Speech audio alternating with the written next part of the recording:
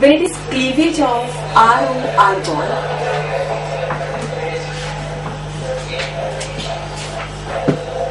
it means we want to discuss the next property that is based on R-O-R, and one of the R is going to leave.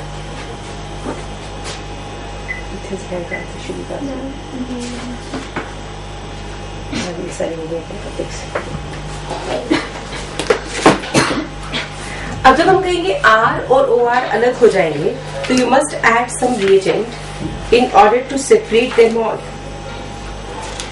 right? तो अब आपके पास first reagent we can add is water. आप देखो first property hydrolysis of ethers. First property is hydrolysis of ethers.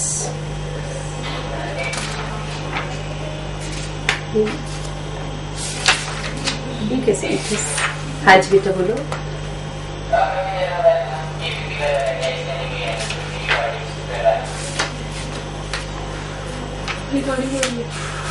Recording हो रही है बेटे.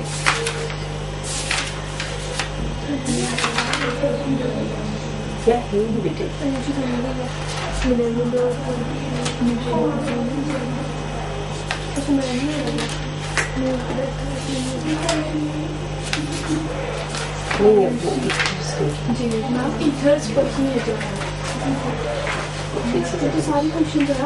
Question से पहले लिखा.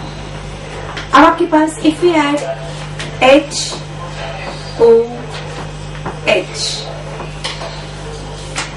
तो HOH is water, OH is negative, H positive. This oxygen is electron pair rich. It means आपके पास chances है ROH is formed and another ROH is formed like this. यानी आप ईथर में जब वाटर ऐड करोगे तो आपके पास जो आंसर आएगा that is going to be alcohol plus alcohol. It means we get 2 molecules of alcohol from ether. For example, if it is C2H5O C2H5 plus water in presence of acid, what is the answer? And if it is CH3O C2H5 plus water again in presence of acid, what is the answer? So what is hydrolysis of ethers leading to these two? बेटा मैं summary देख रही थी.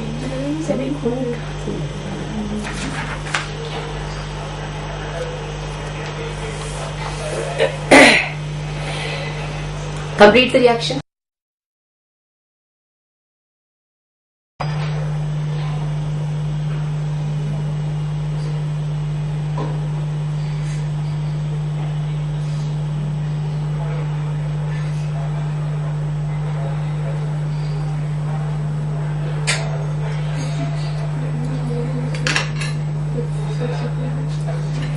क्या बना? 2 molecules of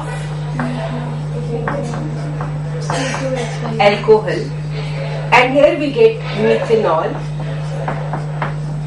plus ethanol.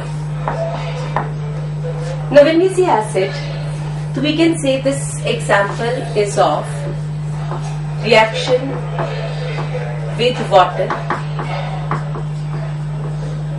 in presence of acid, or we can say dilute sulfuric acid can be added, or we can say acidic hydrolysis. यानी इस reaction को अगर हमें कोई नाम देना हो तो हम कह सकते हैं it is acidic hydrolysis, reaction of ether with dilute sulphuric acid और reaction of ether with water in presence of acid. यानी अगर आपके पास यहाँ पे लिखा होता C3H7O C3H7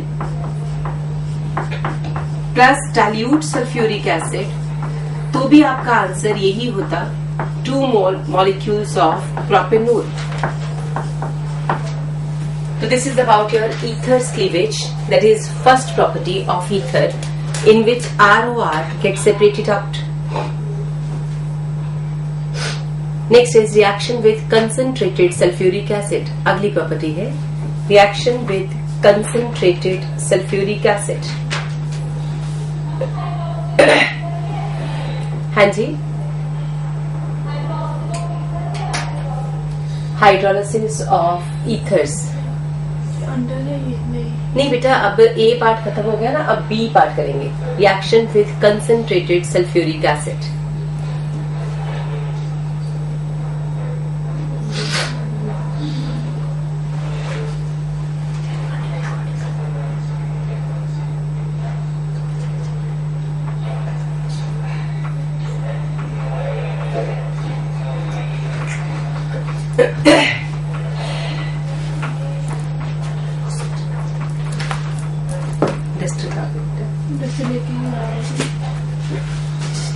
Reaction with concentrated sulfuric acid is, that is B part. Reaction with concentrated sulfuric acid. अब आपके पास when we say concentrated sulfuric acid, it is going to be ROR plus H positive HSO4 negative. But a concentrated sulfuric acid is going to give us H positive and HSO4 negative. Is it clear?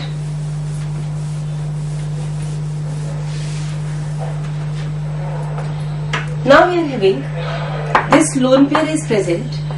Therefore, tendency is that we get ROH plus RHSO4 formed. तो हमारे पास बनेगा alcohol plus RHSO4. This RHSO4 plus again we have sulfuric acid, HHSO4 negative.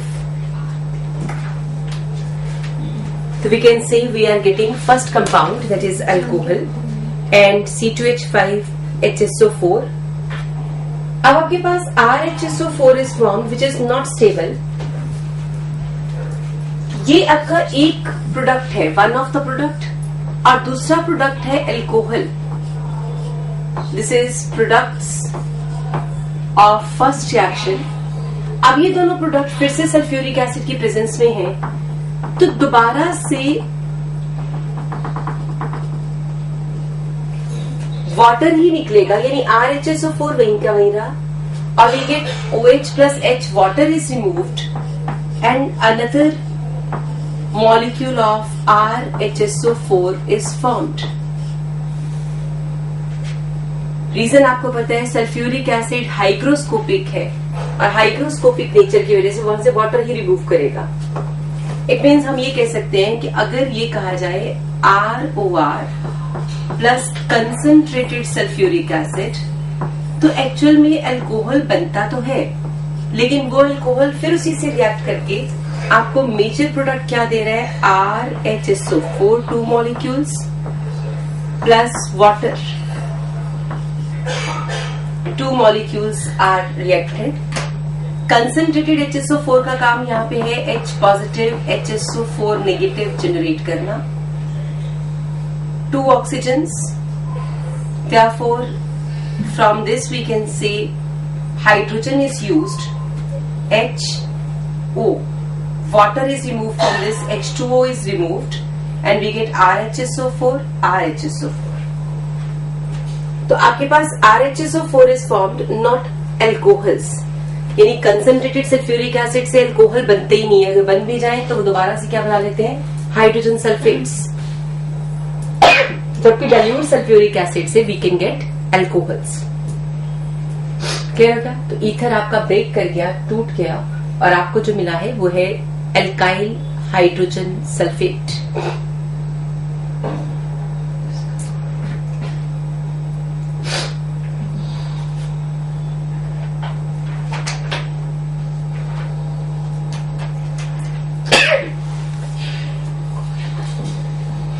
In this reaction,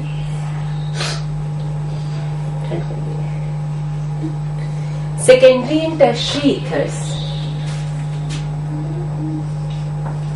secondary and tertiary ethers, यानी ऐसे ethers जिनमें secondary carbon हो या tertiary carbon हो, presence of concentrated sulfuric acid, we get formation of alkene. अगर आप concentrated sulfuric acid डालते हो तो वहां पे आपको एल्कीन मिलने के चांसेस हैं, प्लस मिथेनॉल. रीजन आपके सामने है बेटा, ये बॉन्ड टूट जाएगा, ये क्लीवेज हो जाएगी. जैसे ही क्लीवेज हो जाएगी तो CH3OH पॉजिटिव वहां पड़े हुए हैं, CH3OH, और यहाँ पे डिहाइड्रेशन, तो नेचुरल क्या बनेगा, एल्कीन. यानी हम ऐसे सोच सकते हैं कि अगर आप पहले 2 एल्कोहल बना लो तो आपको समझ आना शुरू हो जाएगा कि ये एल्कोहल बन सकता था और CH3OH. CH3OH की डिहाइड्रेशन तो नहीं हो सकती थी क्योंकि उसका एल्कीन नहीं बन सकता, एक कार्बन का तो कोई एल्कीन होता ही नहीं है. लेकिन इसकी डिहाइड्रेशन हो सकती है, तो हम कहेंगे इससे तो आपको माइनस वाटर नजर आ रहा है, एल्कीन, और ये एच ही प्रोड्यूस हो गया. आप बताओ अगर कंसेंट्रेटेड सल्फ्यूरिक एसिड है तो वहां पे H2SO4 इज देयर, तो क्या बनेगा, CH3HSO4 प्लस अगेन वाटर. यानी एक्चुअल प्रोसेस ऐसे चल रहा है कि पहले 2 एल्कोहल सोच लो, दोनों एल्कोहल्स में से क्योंकि कंसेंट्रेटेड सल्फ्यूरिक एसिड बहुत ज्यादा हाइग्रोस्कोपिक है, इसलिए एक एल्कीन बनेगा for tertiary and methanol will give us hydrogen sulphates. अगर मान लेते हैं, अनदर चांस लेते हैं, अगर एक साइड पे टर्शरी और इधर हमारे पास होता सेकेंडरी कार्बन और हम इसमें ऐड करते कंसेंट्रेटेड सल्फ्यूरिक एसिड, तो आइडेंटिफाई द 2 एल्कीन्स फॉर्म्ड. बताओ कौन कौन सी 2 एल्कीन्स बन जाती.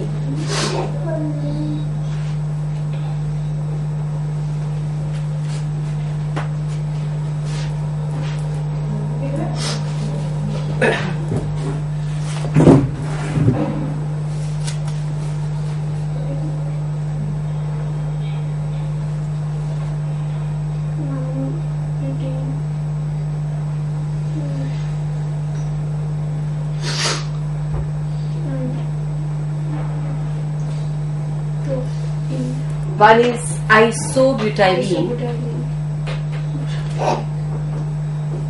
and another is propanene. Check करो सबको समझ आया.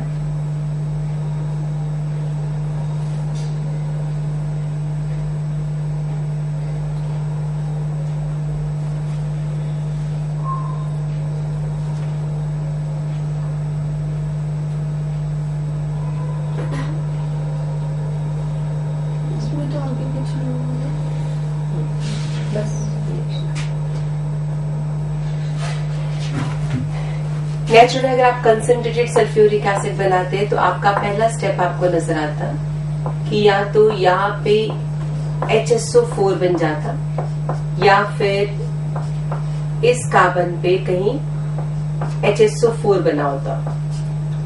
स्टेबल तो था नहीं, इसका मतलब फाइनली H2SO4 को फिर से बाहर निकलना है और यहाँ पे क्या आएगा, डबल बॉन्ड. आप अल्कोहल से सोचो तब भी कोई प्रॉब्लम नहीं है. So we get this alkene and here we get propene.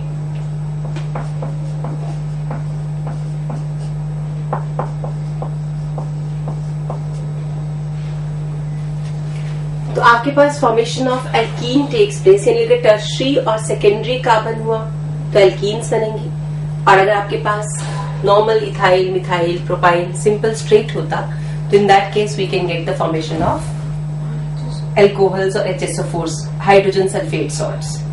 Next is reaction with HI. Next is reaction with hydroiodic acid, that is HI. मैंने आपको होमवर्क भी दिया था, करके आए हो ना. Resonance of anisole, resonance of phenetole, और कुछ प्रॉपर्टीज दी थी 5। अब इसके बाद इसको डिस्कस करेंगे। रिएक्शन विद HI,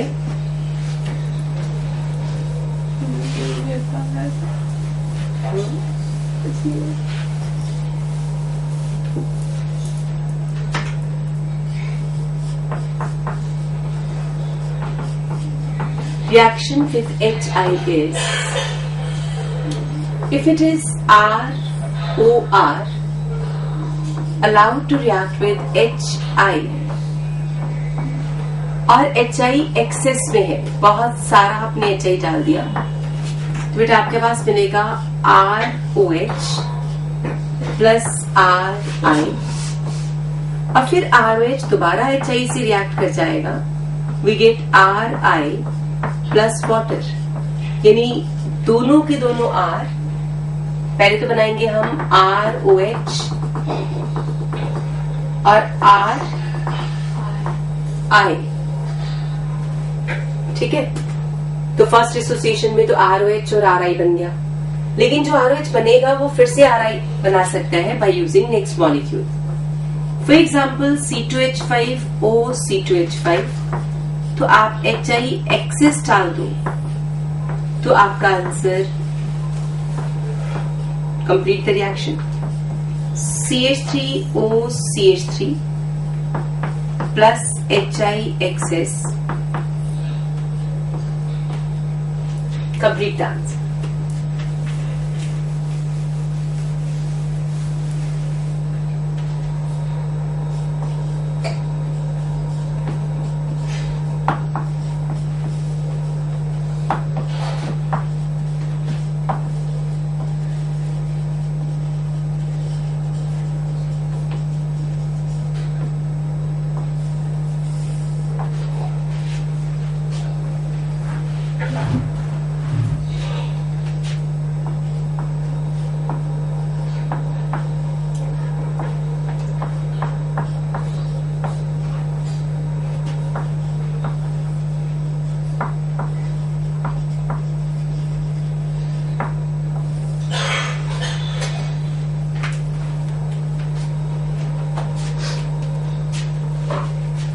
कर लिया complete.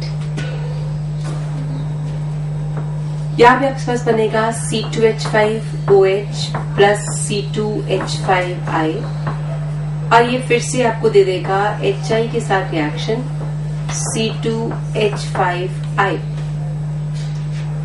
Same way here we get 2 molecules of CH3I plus water. But this reaction is very important when we have ether is not symmetrical one, unsymmetrical ether हो हमारे पास, और HI जो है हमने access में नहीं डाला, HI डाला है 1 इक्विवेलेंट। अगर आप एक्सेस में नहीं डालोगे तो अब हमें ये सोचना पड़ेगा कि कौन अल्कोहल बनेगा और कौन आयोडाइड, क्योंकि 1 मॉलिक्यूल अल्कोहल का बनेगा, 1 molecule iodide. In this case अगर 1 इक्विवेलेंट डालते हैं तो अगर ये ऐसा होता ROR तो फिर तो आराम से कहते हैं आप ROH प्लस RI, तो कोई ज्यादा टेंशन नहीं थी। लेकिन जैसे ही आपके पास आएगा ROR डैश तो नेचुरल है अब हमें ये डिसाइड करना पड़ेगा कि I किसके पास जाएगा और OH किसके पास जाएगा। इन दैट केस आपने याद रखना है smaller alkyl, smaller alkyl primary secondary will form iodides, यानी इनमें से जो छोटा होगा, अगर मान लेते हैं कि ये R स्मॉल चेन है, R डैश स्मॉल है, अगर R डैश स्मॉल है तो आप कहोगे R डैश के साथ I बनेगा और ROH बनेगा। यानी if it is C2H5OCH3 plus HI हो तो आपका आंसर आना चाहिए था C2H5OH प्लस CH3I। ठीक है, ये पॉइंट समझ आ गया कि इन केस आपने 1 इक्विवेलेंट HI डाला होता तो आपकी रिएक्शन जो है कंप्लीशन तक नहीं जाती, फिर वो रिएक्शन आपको एक अल्कोहल और एक आयोडाइड देती। तो smaller should be the iodide and the larger should be the alcohol. Clear? हाँ जी बेटा। 1 इक्विवेलेंट से क्या मतलब है? 1 इक्विवेलेंट से मतलब है हमने एक ही HI डालना है, 2 बार HI नहीं डालना। एक्सेस में तो हम जितनी बार मर्जी डाल सकते हैं ना। देखो यहाँ पे तो आपने एक्सेस यूज किया था, इसलिए एक बार HI यहाँ रिएक्ट कराया, एक बार यहाँ पे भी करवा दिया, 2 बार करवा दिया था। ठीक है ना। वो तो आपको सिर्फ HI देके छोड़ देंगे, आपने खुद ही ये रिएक्शन भी कर लिया क्योंकि आपके पास एक्सेस था। लेकिन अगर एक्सेस नहीं है तो आप एक ही बार रिएक्शन कराओगे बस, उसके बाद इस अल्कोहल से आयोडाइड नहीं बनाओगे। ठीक? हाँ जी बेटा। एक